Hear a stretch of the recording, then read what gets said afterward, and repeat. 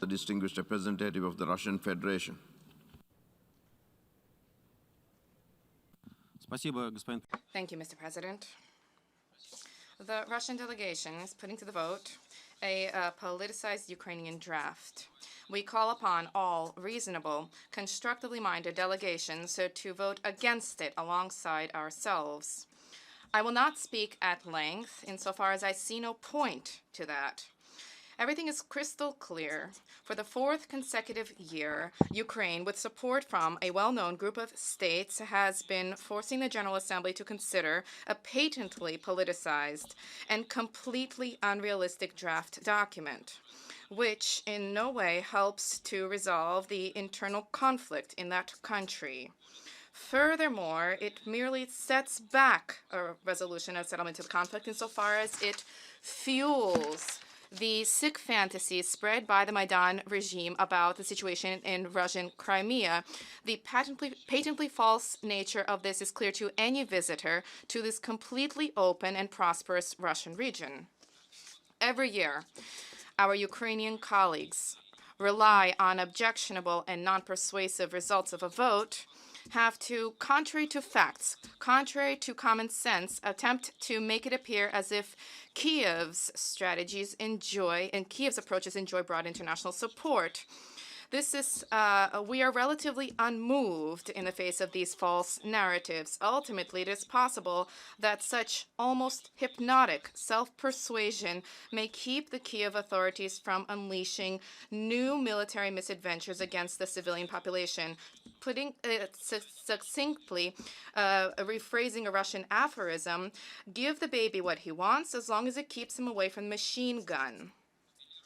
Appealing to the hopelessly blinded and reckless Maidan madness of the Ukrainian authorities is something which we have long viewed as pointless on the basis of the completely unsubstantiated statement of the Ukrainian representative today. The paranoia which has seized the country is completely obvious. For this reason, I turn to our European and American colleagues.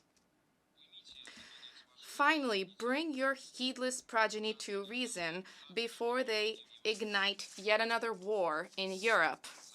Bring up this child, finally. Teach them good manners. Take away their matches, finally. Matches are not a toy for children.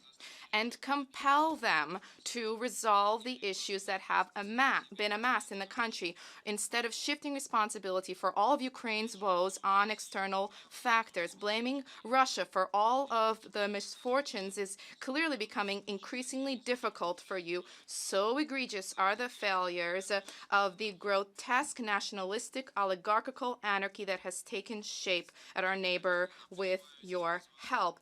Distinguished colleagues, to those of you who are not bound by shared responsibility, to those of you who do not wish to indulge Ukrainian madness, be courageous and together with us reject the phantasmagoric text that has been put to the vote.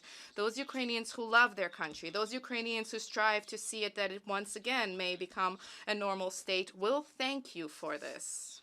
To conclude, I wish, once again, as is now customary, to very genuinely invite you to visit Russian Crimea, which became this way by throwing off the shackles of the nationalistic licentiousness of the Maidan authorities following the referendum in March of 2014. Upon arrival, you will realize our Ukrainian colleagues' worst nightmare, insofar as you will see with your own eyes how shamelessly they are misleading the international community by concocting tales and chilling myths about Russian Crimea. Come visit, you won't regret it, and at the same time you will relax, as millions of tourists, including those from Ukraine, do every year. And meanwhile, ladies and gentlemen, press the red button and help to facilitate an end to this exceedingly protracted theater of the absurd, which the Kiev authorities are yet again attempting to drag us all into. Thank you for your attention. I thank the distinguished representative of the Russian Federation